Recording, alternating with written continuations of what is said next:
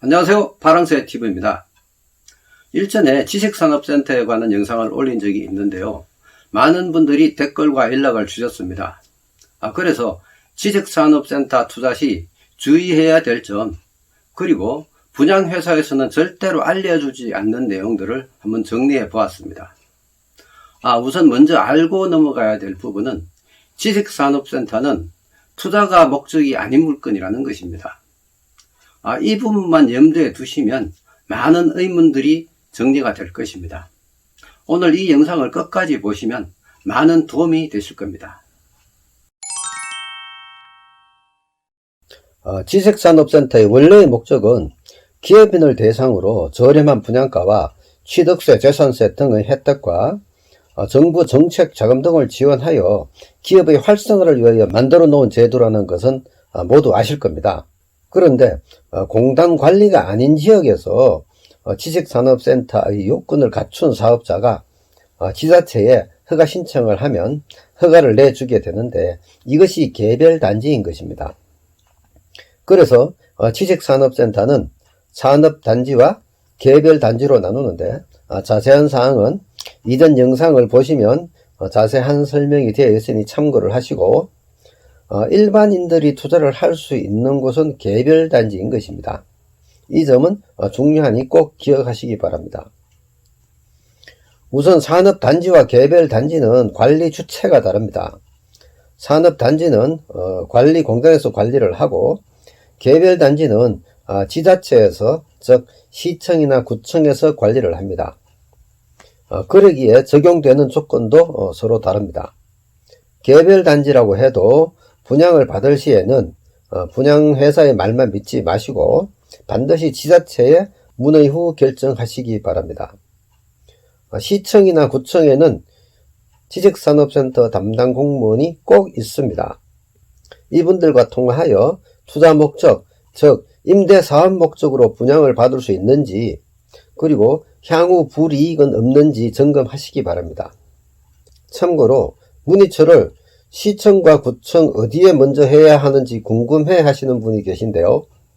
예를 들어 고양시와 같이 일산 동구, 일산 서구, 덕양구 이렇게 나누어져 있는 시는 구청에 연락하셔야 합니다. 만약에 시청에 연락하시게 되면 담당이 없습니다. 김포시와 같이 구청이 없는 시는 시청에 연락하시면 되겠습니다. 대부분 댓글의 문의 내용은 어느 지역의 어떤 지식산업센터를 분양받고자 하는데 괜찮은지, 또는 향후 임대가 잘 나갈 것인지를 물어보는 분들이 많습니다. 그런데 이런 질문은 제가 일일이 답해 드리기에는 상당히 무리가 있습니다. 분양 가능 관계는 관할 지자체에 문의하시면 오히려 더 정확할 것이고, 또 향후 임대 문제는 누구도 장담할 수 없습니다. 이 부분은 물건마다 특색이 있기 때문에 주위 여건이나 교통, 기업체 입주 전망 등 여러 조건을 조사하여 본인이 판단할 수밖에 없습니다. 만약 누군가 조언을 해준다 하더라도 투자 후 결과의 책임은 누구도 져줄 수 없습니다. 이보다 더 중요한 것은 지자체에서도 알려줄 수 없는 것들이 있습니다. 바로 대출 부분인데요.